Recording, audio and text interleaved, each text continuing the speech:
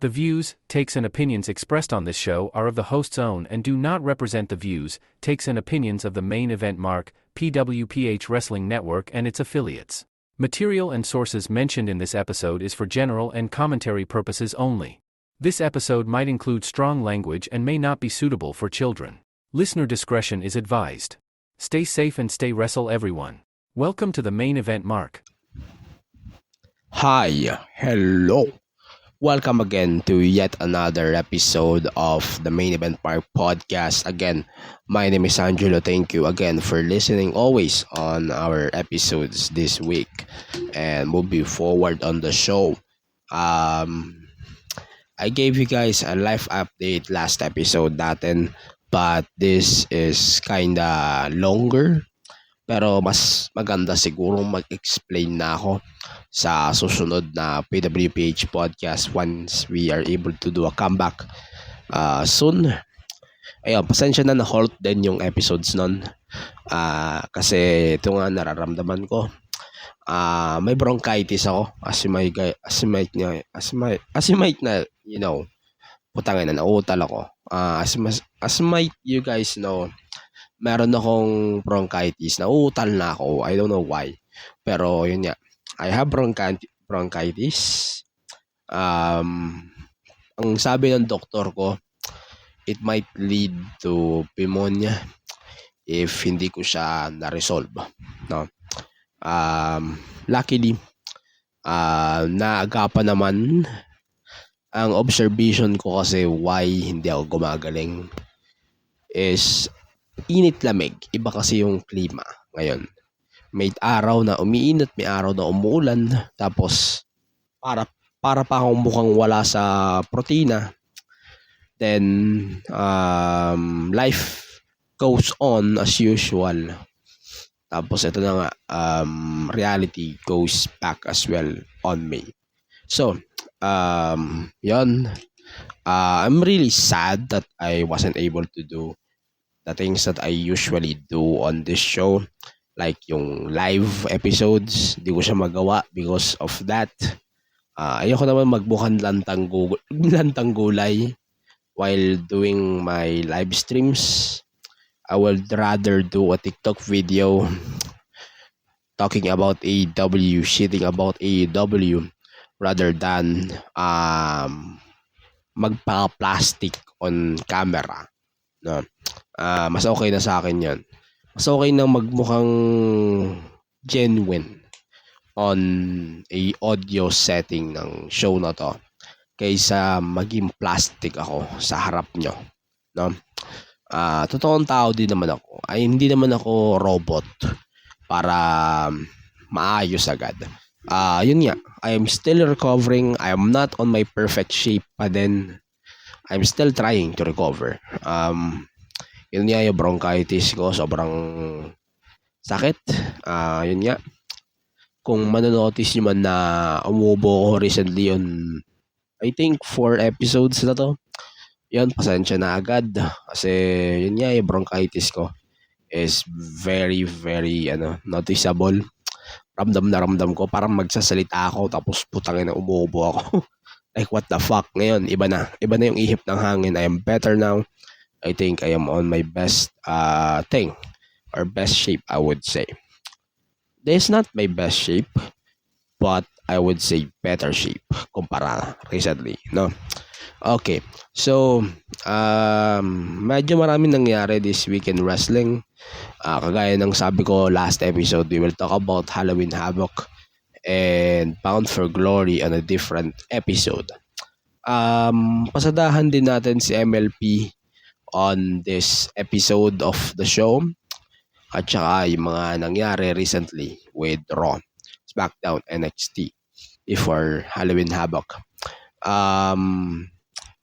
Eto, alam niyo naman siguro yung balita about Samantha Irvin leaving. Also, we will tackle that. Tapos, there's a lot of things to talk about MLP. I think MLP did a really good job on promoting the whole show than TNA recently. TNA is really improving on their product, but I think Scott D'Amore's TNA really hits different. Mauro na Ronaldo. Chef's kiss. Yun. Siguro I'll talk about that later on. Pero for now, everyone, please support our local wrestling scene. First thing is Puso Wrestling, Pusong Pinoy. We're going to have the coronation of the Pinoy Wrestling Champion, Puso Wrestling Pinoy Wrestling Champion. It's Aaron Liwanag versus Mike Main Max on November 30, 2024 sa Brawl Pit Bulusan. Then we have an international banger match, the JDL.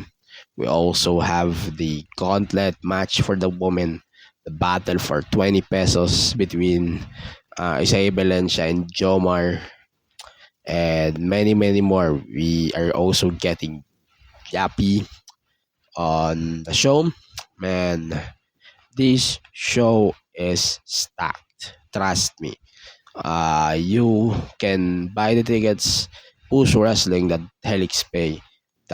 PH. Yon. You can buy the tickets. Also, FPW Stig new episodes starting October 31st sa YouTube channel ng FPW. That is Thursday. Thursday siya. October 31st. You can watch it on YouTube. Also on their platforms sa Blast TV, sa Top Sports, and of course on their Facebook at sa iba pa mga platforms sila. Yon. So, yon, dekada available pa din for 175 or 179 per month. Of course, Blast TV, the official broadcaster of the WWE, and also FPW. You can watch your favorite WWE weekly shows and also Filipino Pro Wrestling, Astig on a delayed basis. Then UFC, The Boys, I pretty binge some shows while I'm resting.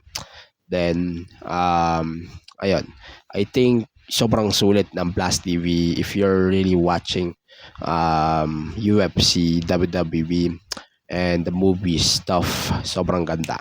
If you have specifically Converge, you can enjoy Blast TV for free, or your affiliated cable provider na affiliated sa inyo, like si Glow at Home, sino nga ba ito? Basta there's 20 cable providers that's affiliated with Blast TV. You can get that for free if you sign up on Blast TV. Or for everyone who still wanted to buy the plan, 179 per month, 199 for with Satanta Sports. And yeah. So, news. Let's start with the news. So, tandaan nyo, in-announce ng AEW that they are going to have a deal with Warner Bros. Discovery on their programming that is going to move on Max. Pasensya na, di ko na discuss yung full details on that. But I think that was a pretty chunk of money. I think that was a pretty chunk of money. Pero like what we are always saying, if wala siyang Max component, sobrang L non deal na yun. But I'm glad we got Max. Medyo shallow details pa yung nakuha natin with Max. Kasi they are mainly promoting it sa US pa lang eh. And Philippines, specifically Southeast Asia countries, are getting Max starting November 19. So, Philippines will be getting Max starting November 19. May prices tayo sa mobile, 149 for HD. Yung standard is 200 something. And then yung ultimate is 370 sorts. That's for the best experience.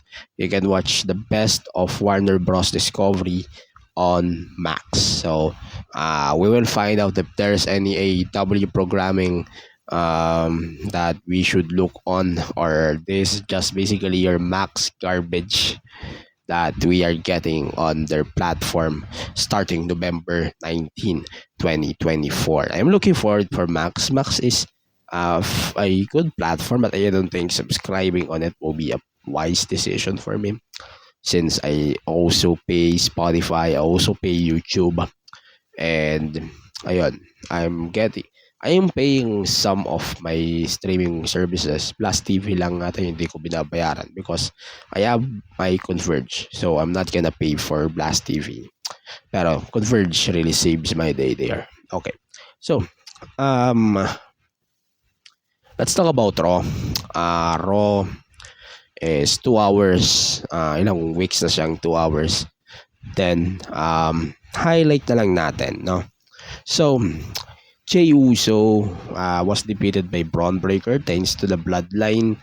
And yeah, this actually started the revenge tour of Jey Uso. He went to SmackDown when Motor City Machine Guns versus Bloodline is in progress. Jey Uso revenged on the Bloodline, and Motor City Machine Guns eventually got the titles in 2 weeks on being on the WWE television. They are now the tag champions, which is pretty great. Okay, so Seth Rollins started the show. I think he's pretty noisy as fuck. He wanted to get a match for a crown jewel. This never went official. But yun, we cannot wait to see more of that. But like what we are always saying, Seth Rollins will always be a pretty good storyteller. But yeah, I cannot wait to see the rise of Bronson Reed for sure. Yun. So, and yeah, si Raw, meron silang mga tag team titles tournament. Same with SmackDown. So, Authors of Pain obviously losing this match. Yun, we have New Day winning the tournament so far in this match. Then R-Truth screwed the heels, specifically the Miz. Then yun, I know this not ito, medyo confident ako. New Day is not winning the belts for sure.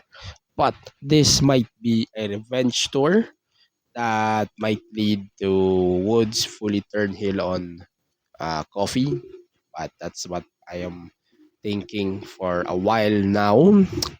No, hindi naman ako optimistic with New Day not going to their separate ways. Pero I think it's time for Woods to be pushed a lot, especially with New Day not coming back just yet as trio, since Biggie is still Biggie.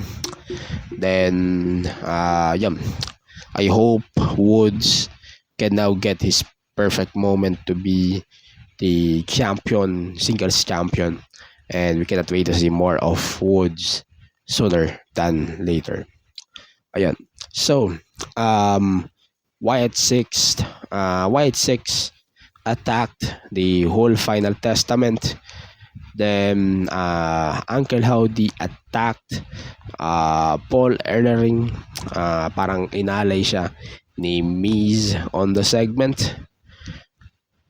And wow, that was a pretty good segment. And I'm ready to see the rise of Final Testament. Obviously, they're losing the feud to Wyatt Six, but I swear them rising to the occasion is the one that I really liked here.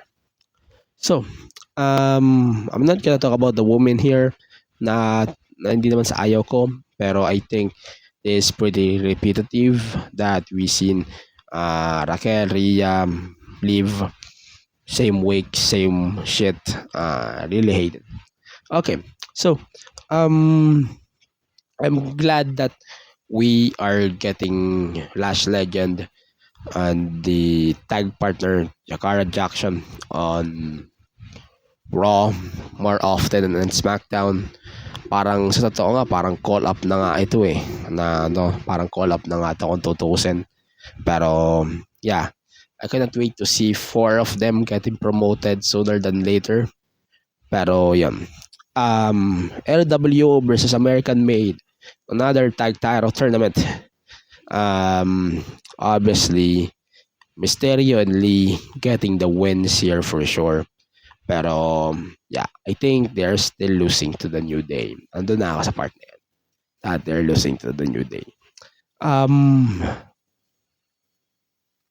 Si Selena Vega, I wish we can see her more often on a different segments rather than just being a valet for LWO, no? Nag-shine siya eh. Sobrang impressive ni Selena Vega. Why we are keeping her on the sidelines? We should get more Selena Vega matches rather than that. If not, we should get her as the Royal Rumble winner. That would be a better idea. Pero, yeah, I hope H really considers that, and we might see more of that later on. So, Intercontinental title, gaya nga ng sinabi ko, pretty obvious that Jay is losing here. Braun Breaker is really sucking it up, taking advantage of the bloodline situation. He got the title back. Then, that was amazing, impressive way to get the title back. Yes, it's pretty obvious that he is losing. Then, given na rin na magre-revenge sa mga bloodline on Friday since there's a setup for the titles, obviously, for SmackDown, since there's Motor City Machine Guns versus DIY that we will discuss later on. Then, Damian Priest and Gunter faced off in a segment saying, it's time for me to get the title back. So, he pretty basically warned Gunter that he is coming for the belt. Yun lang. So, SmackDown. Let's talk about SmackDown. Konti lang. So, Randy Orton challenged Kevin Owens for a match at Crown Jewel. So, H appeared to make that official. So, parang he is telling Orton that I'm trying to protect you from KO. Then, ayun, parang hindi naman convince si Randy that he is doing that for him. No? But I hope this thing will be evolved pa. Parang ang dami din kasing flashbacks sa mga feud nila between Triple H and Orton. So, yan. That was pretty impressive for sure. Then, patayin nga. Everybody knows that Kevin and Orton will fight on this show sa Crown Jewel next week, no? Pero sobrang interesting din ng mga susunod na segments or susunod na mga progress dito sa show na to. Then we have the Game 7 nila Andrade and Melo. Yeah, LA Knight ruined the thing. Screwed both of them over and basically sets up a three-way at Crown Jewel for the US title that was made by Nick Aldis later in the show. So walang nanalo ng Game 7, pares silang talo. So that was pretty funny. But I think this might be the weakest match of the series in my opinion. Yeah. Then we have Naomi versus Candice LeRae. I think Candice LeRae 24/7 Speed Champion is really impressive to me. And then I think she is better than Andrade on that role as Speed Champion. Then ayun, I think she is nag-shine siya sa occasion na to later on. Pero yeah, I wish we can get more of Candice, not only on SmackDown, not only on Speed, but I wish we can see her more on a different occasion. But yeah, I would love to see her later on. Okay, so continue tayo with DIY versus Motor City Machine Gun. So this was a pretty good match. Totoo lang, laki ng kain ito sa TV time ng SmackDown. And I would say they are trying to build up another feud between Johnny Gargano and Tommaso Ciampa. Then, yun nga, Motor City Machine Guns gets the win. And yeah, I think this match was really good, was very impressive. Then, ayun, I think that was really good. So, um, sobrang natatawa din ako sa pyro ng MCMG. It's been 2 weeks that I am noticing this. That was really bad. That was really bad, pyro. Sa totoo lang. I think sobrang bobo nung production na nakaisip na they should be pang pang tapos putang ina parang pussy, parang Lucy na putok. Wala man lang nag-pop, like sobrang whack nung pyro nila. Mas okay pa yung walang pyro kaysa sa ganung pyro. Sa totoo lang. Sobrang labo ng pyro na yun. But yeah, we got the Tongas versus MCMG. That was a pretty good short of match. So basically, Bloodline saved the Motor City Machine Guns from the numbers advantage there, and them finally captured the belts in 2 weeks on television. It's very TNA to me. Yeah, that's very TNA touch when it comes to the booking that they did with Motor City Machine Guns. But this was an historic moment for Motor City Machine Guns. So let's say congratulations to MCMG on their huge win this week on SmackDown. So, given na rin naman nanalo sila because of Jay losing the belt. So, it's pretty obvious that Bloodline is fighting without all of the belts except Cody, if Cody is joining War Games. Yan. But I think he's not joining for sure. I think he's not joining. This might lead to Sammy joining as fourth member. Then yun na. Kompleto na yung Bloodline eh. So we have Solo, then Jacob, the Tongas. Yan. So, SmackDown is really strong. Sa totoo lang, sobrang strong ng SmackDown this week. From the Motor City Machine Guns DIY, then we have this really good match between the Game 7 at saka yung build to KO Orton at Crown Jewel. I think that was a pretty good show. Then,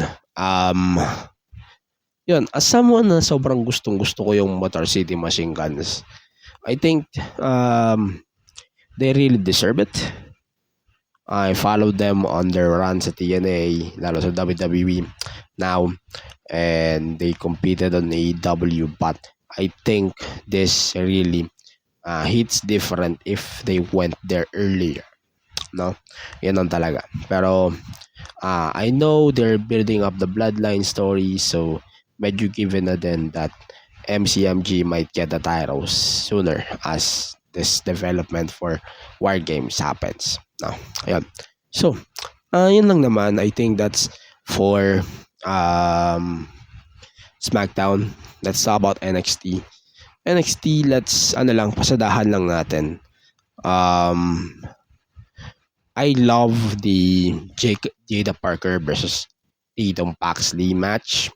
That was a pretty good match, and very impressive. Then we have Lullabies there, fucking up Jada as usual on this build so far. Then ayun, so we had the presentation then for this Sunday, and also in-announce din ng NXT that they're going to have a show at the 300 Arena, and I think this is in Nashville, something. I'm not sure. Sorry guys. Pero yan, it's 300 Arena in NXT. Yan, I cannot wait to see in that. It also falls on the AEW versus NXT due to elections. So, yeah. I think that's it for our NXT review. Julia and Steph Baker I think they are growing on me as tag team. Pero I think they're better more as singles. For sure. I think they're better as singles. But I know na para silang Mario and Luigi, pag nagsama, strong talaga yung magiging result for them. No? It was a pretty good show. Totoo lang. Pretty dominated by women. And sobrang dali panoorin ng NXT. So, if ako masusunod, I'm not gonna watch Raw or SmackDown if hindi naman interesting yung both shows. I would rather watch NXT in full. NXT is pretty easy to watch, very impressive. Sobrang mag-grow ka with their stories. And yan, sobrang amazing. So, final thing to talk about here. I'll just tackle this before we end the episode since we will talk about the pay-per-views in a different episode. So, yeah, Samantha Irvin is leaving WWE. So, masasakit sa akin as a fan na Samantha Irvin is leaving WWE. She definitely changed after that shit. She is now fucking up the haters on the media, no? Ayun. So she released a statement that she is thankful for everything that she got from WWE. Then ayun. So she got replaced by Lillian Garcia. Ayun, sobrang dami kong may-miss kay Samantha Irvin. Sa totoo lang. There's a lot of things that I will miss on her for sure. Sobrang niyang charismatic. I think I would say this very confidently that if there's a Mount Rushmore of ring announcers, I would say Samantha Irvin. Wait. Samantha Irvin. Wait. Nawala sa isip ko. Justin Roberts. Either naman kay Lillian Garcia or Justin Roberts. Win-win ako dyan. But Samantha Irvin, Justin Roberts, sino ba? The Link, yan, Howard Fickle, Fink pala, nagkamali ako. Howard Fickle, and the one is now in AEW, Rated on Superstar. But yeah, I think he is impressive as well on ring announcing. Pero si Lillian kasi, I don't know why everyone loves Lillian. I love Lillian for sure. But I think she's not better than Sam. Or she is not better than the other ring announcers on her prime. No? But she is amazing as announcer. Yan lang, kaya ko sabihin. Pero, yeah. Samantha, I hope that your decision will be a really good decision. I hope na hindi lumaki lalo yung ulo mo, but as we speak, lumalaki na yung ulo niya. She's speaking like fucked up on X, social media. Right now, like parang wala siyang naging company before. She diniretso na rin niya yung tao that she's not going to AEW, which is good. At least honest siya na I'm not gonna go to AEW, I'm gonna continue with my music. Parang ang naging reason kasi nito, parang hindi sila nagkasundo ni WWE na mag-music siya, and also WWE ring announcing. So she also decided to do music. So yeah, we respect the decision. I hope that she will be able to be a successful woman on the music scene, and we can see her in the future on WWE and not on AEW. But yeah, I think that will be it for our episodes this week on the show. Thank you for listening as always on the main event mark. You can catch up our reviews on Bound for Glory and also Halloween Havoc later this week.